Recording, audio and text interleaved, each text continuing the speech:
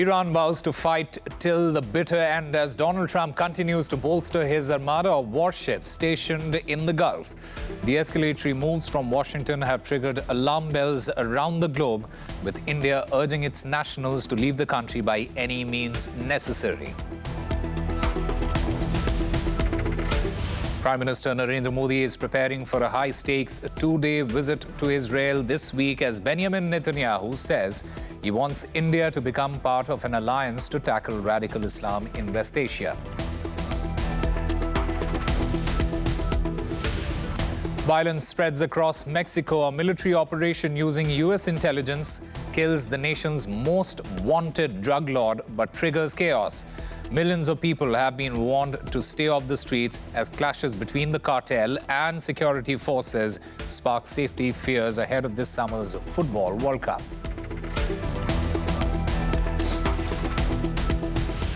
And the wheels have fallen off Donald Trump's tariff steam train, with the U.S. Supreme Court declaring the trade penalties illegal as Washington scrambled to apply 15% across the board for every country. We look at the biggest winners and losers.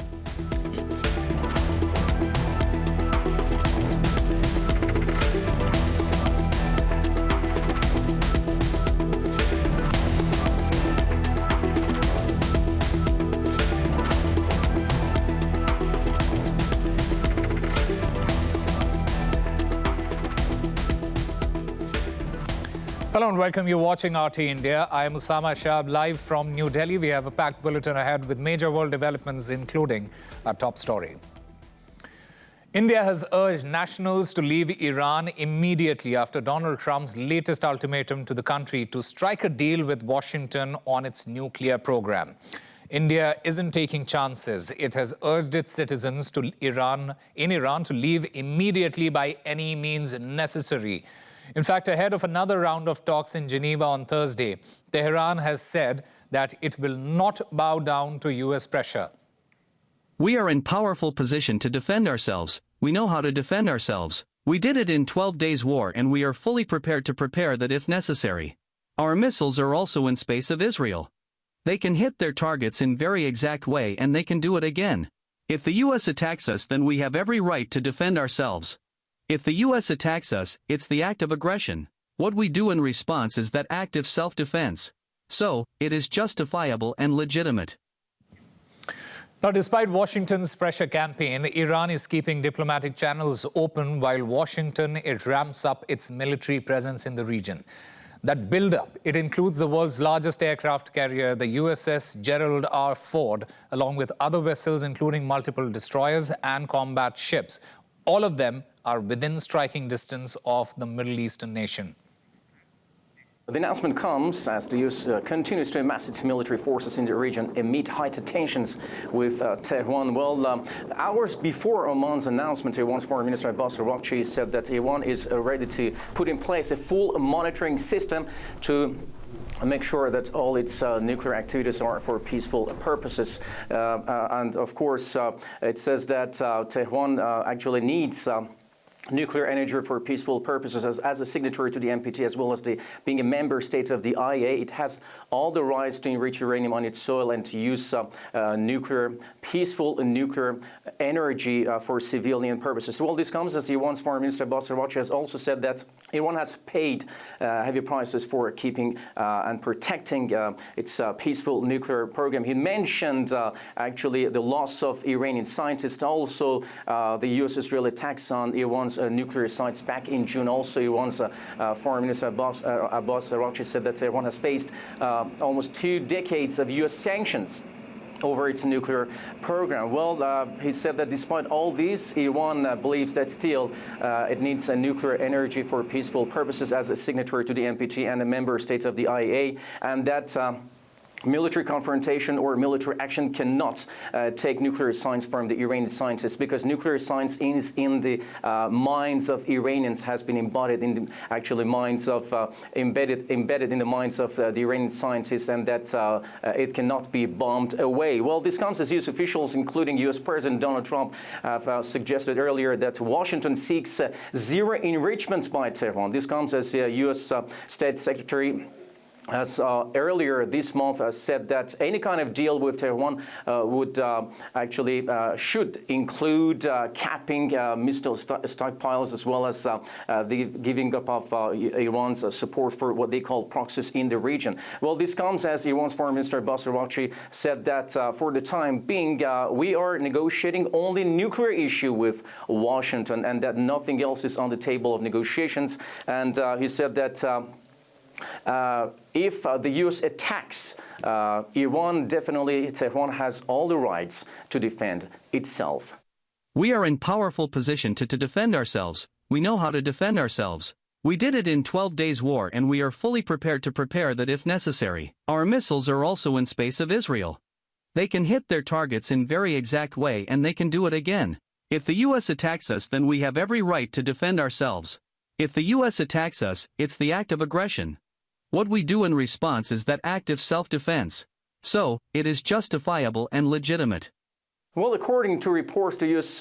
Military buildup in the region is right now equal to the U.S. military buildup back in 2003 during the U.S. illegal invasion of Iraq. Well, this comes as now as the negotiations for Thursday have already been set in Geneva between the two sides. Iran's President Masoud Pezeshkian has said that Iran is fully committed to peace, but at the same time, all the U.S. military actions are being closely watched and monitored, and actually, Iran is ready for all kinds of scenarios.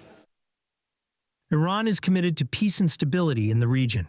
Recent negotiations involved the exchange of practical proposals and yielded encouraging signals. However, we continue to closely monitor U.S. actions and have made all necessary preparations for any potential scenario.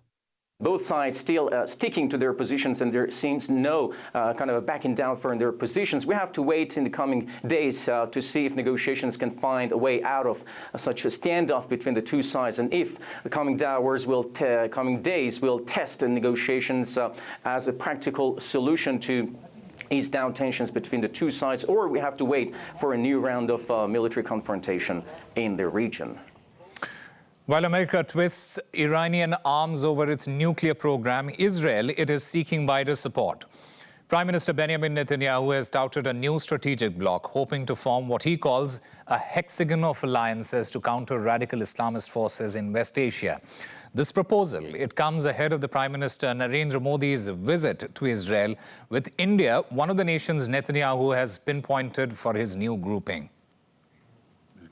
In the vision that I see, we will create a complete system, essentially a kind of hexagon of alliances around or within the Middle East. This includes India, Arab countries, also African countries, and in the Mediterranean, Greece and Cyprus, and nations in Asia. The intention here is to create an axis of countries that see the reality and the challenges and the goals with one eye, in contrast to the radical axis. Both the radical Shiite axis that we have hit very strong, and also the radical Sunni axis. These countries all share a different perception, and the cooperation between us can yield very great fruits and also, of course, ensure our strength and our future. And joining me now is a foreign policy expert who focuses on the Middle East, Dr. Shubhda Chaudhry. Dr. Chaudhry, thank you very much for speaking with RT India. First of all, Iran has been saying repeatedly that all its activities, they are defensive in nature and within the international law. Is Iran primarily reacting to external pressure, or is it actively shaping the current tensions in that particular region, according to you? Thank you, Osama, for the privilege of your time and inviting me. Now, look, what is happening right now in West Asia, or Middle East as we call it, it's a fight between two global powers, or the order of global powers. The nuclear facade is just the cursory understanding of it. It is very cosmetic. Inside of it is one side, which is US, Israel, and Western European countries fighting with Russia, Iran, North Korea, China, which is also called as KUNK. So coming to your question, if there had to be symmetry, Israel also had to be part of the NPT, having 200 nukes, but it is not. A. B, the point is that Benjamin Netanyahu, when he invited or disclosed that Prime Minister Modi is coming to visit Israel, he did that in the Conference of Presidents of Major American Jewish Organizations, which is 53 Jewish organizations that have assembled together since 1955 that have a direct line with the Republicans in US. Now, interestingly, the IEEPA tariff that Donald Trump had been using so far. Yeah. These are the same kind of sanctions that were used on North Korea and Iran all over the time period. Now, coming to what is the sovereignty of Iran? Look, Iran is not just about, the Hexagon alliance does not make sense because Iran is not just about Shia Muslims or Persians. There are a lot of ethnicities there. There are Kurds, there are Baluch, there are Druze, there are Christians, there are Turkmen, there are Jews, 20,000 Jews in Iran, and there are Muslims. So the point here is that what is the longevity or reason of it? Because US cable leaks are saying that there are two areas. One is Sistan, Baluchistan, where the 400 kg of enriched 60% uranium is missing or being hidden. And second, there is a Pickaxe Mountain site near Isfahan where they are actually using the sarcophagus to hide it. Now, which is correct? Second, we don't know why this is again happening if last year during the 12-day war, the military or nuclear facilities were actually deteriorated. Third, I actually don't think that the Trump administration, Trump himself, is very keen on bombing Iran, though it is the largest military armada that he calls it, though a lot of sailors, American sailors, are complaining and they're saying that they'll leave the American Navy once they return. The point is the defense lobby. The defense lobby, which works with Lindsey Graham, then Marco Rubio, J.D. Vance, they have denied any kind of accessibility to Tulsi Gabbard, who is the national intelligence head of the NIA. So the point here is that the lobby, which is there of Lockheed Martin, Raytheon, they make a lot of money from the stocks and bonds that are there with the betting, polymarket betting of the war. Will the war happen? The answer is obviously yes, because the CIA whistleblower, John Kiriakou, has said that maybe by Monday or Tuesday it's going to happen. But the point is that is it doing justice to both the Israelis and the Iranians, because they both are just like 1,600 kilometers apart. Now, is it doing justice to the human cost of it? No. Did the 12-day war do justice? No. So the point is, the world order clash is what we are going to see clashing in Middle East right now. Fascinating point that you have made. Dr. Chaudhary, when we speak about regional stability, can it be achieved without bringing, say, a country like Iran into the broader security conversation then? Look, Iran in 1979, especially when Ayatollah Khomeini came back to power, his coming back to power was mitigated by France and UK. Yeah. He initially was in Iraq, in Najaf. So the point is that France and UK played a very pivotal role. Then the entire regime of IRGC had been restructured in such a way that it could help in creating proxies. The question was the Palestinian question, through which they got the legitimacy that they're fighting for it, and then they got support across the various religions for it. The point is, what kind of international institutions are we talking about today when UN itself is paralyzed, when it does not have any kind of legal or political binding capacity, when during the 2003 invasion of Iraq, Bush didn't even ask congressional approval. So congressional approval or UN approval are not important anymore when it comes to 2003 or 2026. The point is, are we in the global south failing in terms of any kind of mechanism to protect ourselves? The answer is yes. Yeah. Because that kind of imperialistic colonial practices are still going on. For Russia, example, there are massive number of Russian diaspora Jews. The entire idea of refuseniks comes from the Russian Jews that migrated to Israel. And they are boycotting to be drafted into the Israeli army. Yeah. Israeli army is also facing huge repercussions because the Haredi Jews, which are ultra-right Jews, they don't want to be drafted into the army. Now, Israel is going to have the elections in October 2026. If the budget passes by the end of March, then it's okay. Otherwise, they might have the elections in May 2026. So right now, it's very difficult because the midterm elections in US are also going to happen. So what are we looking at? What kind of world order are we looking at? And why the binary thinking, good versus evil? There is no, there are so many gray zones within it. Yeah. And Iran-Contra scandal has basically explained that how US, Israel, and Iran were actually together when it came to supplying weapons to the Santos in Nicaragua. So the binary doesn't work otherwise. Yeah. Let's speak about India and India's role in the West of Asia. The Prime Minister of India, Narendra Modi, he is going to be visiting Israel. It's an important visit because India has deepened its ties with Israel. On the other hand, India has historical and civilizational ties with Iran. How do you see India balancing this, the situation at this moment, the balancing of ties at this moment? What role should India be playing? See, if I want to give a diplomatic answer, I can say that India is pursuing the role of multi-alignment and dehyphenated foreign policy. But the reality also is that Shahram Irani, who is the commander of Navy of Iran, came to Delhi recently to participate in the IONS meeting, the International Fleet Review Program, and Milan 2026 naval exercise. Before that, the Arab Summits meeting took place. The second point is that with Israel, we have 85,000 Indian Jews who are from Maharashtra, Mizoram, Manipur, from Tamil Nadu, Kerala, who have settled in Israel. Along with that, we have a lot of healthcare professionals and a lot of students, most of them who went to Israel when the Thai and Filipino workers left Israel after 7th October 2023.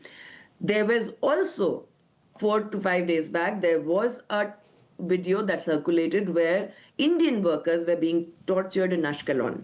This happened. Yeah. Now, the point is that India believes in one earth, one family, one future. So they have to balance it delicately. Because on the other hand, if you look at it, all the Arab countries, or maybe specifically the Gulf countries also, they have tacit alliances with Israel. They have it. Yeah. The first time when the Prime Minister Modi, as the Gujarat Chief Minister, it was Israel, because in 2005 he wanted to go to Washington, D.C., the visa was denied. It was Israel that called him. And there was an Agri-Tech summit in 2006 that was regarding, India-Gujarat agriculture ties, which were later incorporated, apart from defense, later incorporated also in water harvesting, drip irrigation, many other aspects, in 15 different centers of excellence. The second time in 2017 that he goes, it's a dehyphenated visit. Palestinian Authority President Mahmoud Abbas is called 2 months before. Then he goes to Israel, where there are more than 30 CEOs from India and a lot of parliamentarians who go along with him. And they went to the Haifa cemetery, they went to many other Haradi desalination plant and many other places, along with the walk over the Olga Breach. But coming back to your question in short, the Indian budget has not invested any money in the Chabahar port anymore. Yeah, I was about to ask you about that. Yeah, we have not invested. Now the question is, one can say that, we are winding away from Chabahar. But the other, if you look deeply into the geopolitics of it, be it Chabahar port or be it the Gwadar port, the ethnicity that actually controls the port or lives around it are the Balochis in both the countries. So that kind of, our negotiation maybe with Balochistan is more important right now, is what I could see. But the other way is to look at it is that India wants to create a certain kind of narrative of sovereignty, which is important for it. Because initially it was predicted that, look, if you go very close to Israel, the Gulf countries or Arab countries will become very anti-India in their sentiment. But that never happened. We are very close with UAE, we are very close with Saudi Arabia. We had the Maritime Summit in Oman last year. So the point here is that how Israel helped us. In fact, when Bangladesh was created in 1971, Israel recognized Bangladesh in 1972. The Arab countries recognized it in 1974. So there's a very different kind of, it's a very multi-aligned, complicated narrative that we have. Every country has a right to pursue their own self-interest. But here then comes the question of the moral and constitutional legitimacy of it also. Yeah. Now, will Prime Minister Modi go, or before that the war will start? Even that, we don't know that. Are the ceasefires going to take place? Because that's a facade of ceasefire, because they don't talk face to face. Oman is mediating it. Will the ceasefire hold any ground? We don't know that. So it's going to be very complicated. But at the same time, the lives of the soldiers, be it of IRGC, Artesh, or the Quds, the lives of the soldiers who are in the 19 bases of America across the Middle East or West Asia, that is also at risk, along with the civilian casualty that is going to happen. Because in 12-day war, Israel lost around 20 billion. Iran lost around 30 billion US dollars. And Iran has two currencies. One is Rial, the other is Tuman. $1 is 1,40,000 Rial. One Tuman is 10 Rials. Imagine the inflation that is happening. True. Let's also talk about this hexagon of alliances that is being talked about. If India, it is at the center of a broader partnership, does that mean that India must choose between its historical ties with Iran and its growing ties with Israel, or can it maintain a balanced engagement there? It will be very difficult to maintain a balance because, as I told you, this is the fight between two sets of global powers. It's beyond India. The second thing is that there are a lot of lobbying pressure, there's a lot of intelligence pressure, espionage pressure that also comes along. The point is that the civilization, for example, Humayun, who went to Safavid dynasty, during the time, he converted from Sunni to Shia Islam. That is one of the rare chapters of Mughal history. And all our architecture is Indo-Iranian in nature. Yeah. The other part that we have to also consider is that with Israel too, and even, there's an 800-year-old Sufi shrine in Jerusalem that is actually used as a shelter by UNRWA. It's an Indian Sufi shrine for Palestinian refugees. So the point is that we have to be very delicate when it comes to balancing. It's a very tightrope walk because it's not about are we pleasing Israel or are we pleasing Iran, who will get, upset with us. The point is it's a fight between two global orders. And none of these global orders are going to put in, especially after what happened to Syria, and especially how the entire regime changes are happening, you see, after Arab uprising or even during the 2003 Iraq, or most of the West Asian countries are destabilized. Yeah. So that is, and then oil politics, black marketing, drug trafficking, human trafficking, ISIS, all of that comes into the picture as well. So India has to be very smart in it, maintain its sovereignty, ensure that, yes, if you're diversifying your defense portfolio or your technological portfolio, but at the same time, the civilizational ties with Iran cannot be hindered because the Shia population in India is also very strong. It's a minority within a minority. It cannot be displeased of, especially in the month of Ramzan. Yeah. Dr. Shubhda Chaudhary, fascinating conversation, and thank you very much for making all those valid points. Thank you so much. Chaos is spreading across Mexico after a military operation using U.S. intelligence killed a Mexican cartel leader. El Mencho, the country's most wanted drug baron, died after being seriously injured in a raid. Violence has since broken out across multiple states with the images akin to a war zone.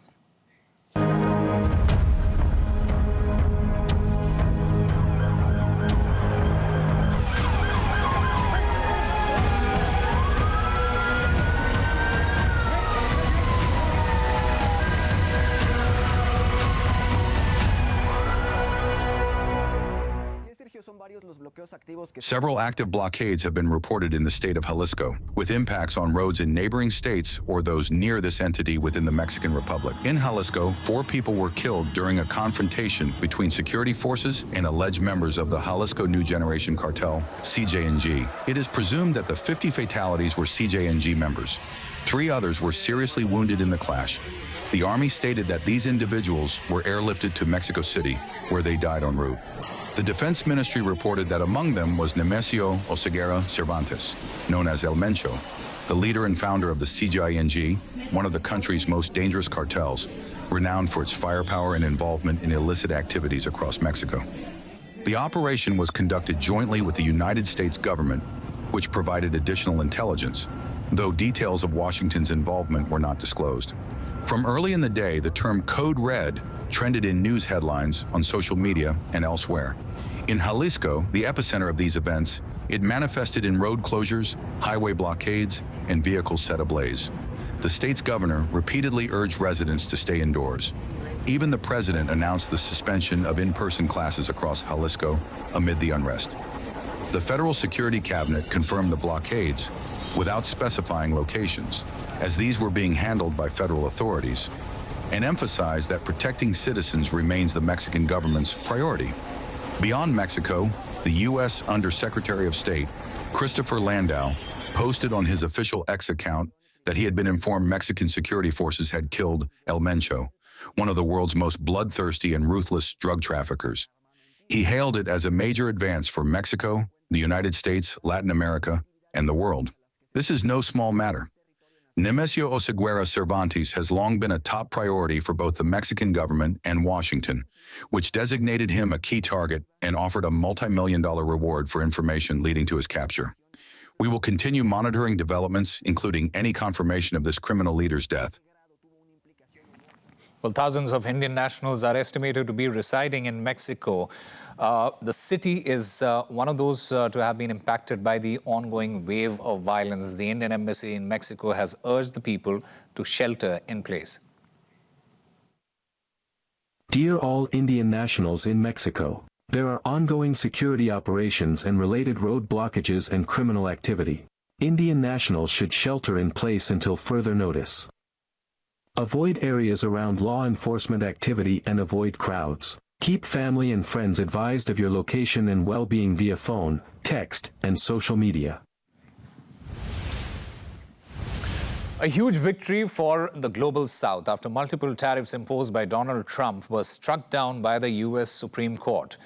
The huge trade penalties rolled out by the U.S. president on the so-called Liberation Day, they were found to be illegal. In an angry response, Trump instead imposed 15% across the board, and it has leveled the playing field for many nations. But India, it could emerge as one of the biggest winners from the reset to 15%. It will make its exporters more competitive and also provide leverage for bilateral trade negotiations.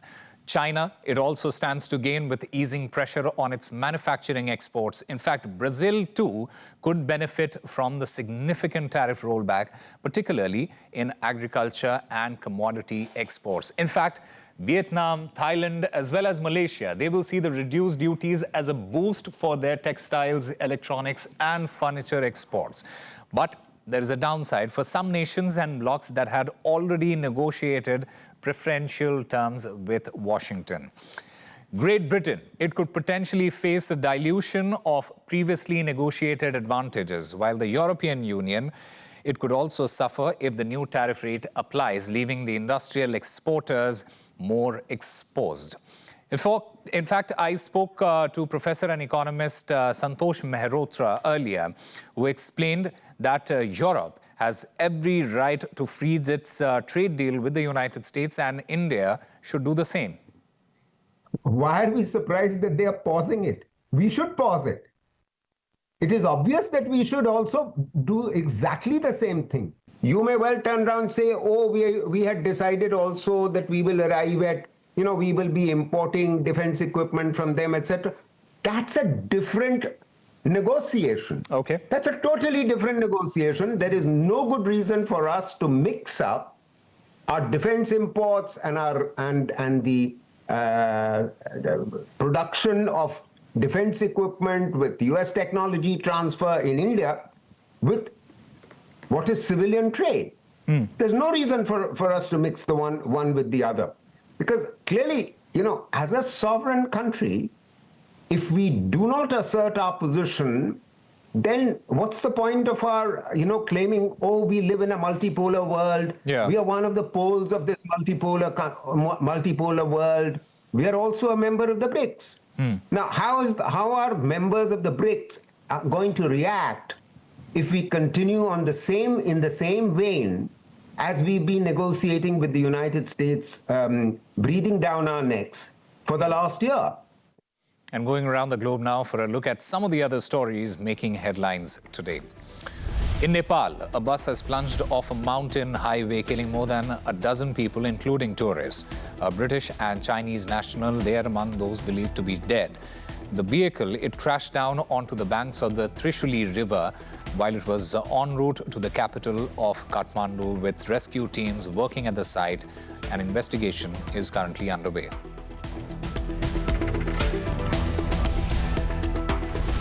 A total whiteout has hit the U.S., forcing a state of emergency in areas of the Northeast. Fast-moving blizzards blanketed cities like New York with up to 2 feet of snow, turning transport routes to ice and shutting down airports due to near-zero visibility conditions.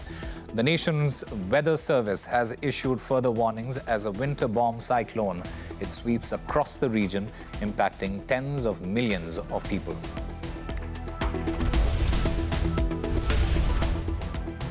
New Year celebrations in China continue to attract visitors from around the world. The festivities have seen a surge of international arrivals as people sample the dazzling lights and local food. In China's northern regions, a winter wonderland is the main attraction, with huge ice sculptures drawing in crowds. Celebrations will continue through the beginning of March. Well, those are the latest developments this hour on RT India. Stay with us. We'll be back shortly.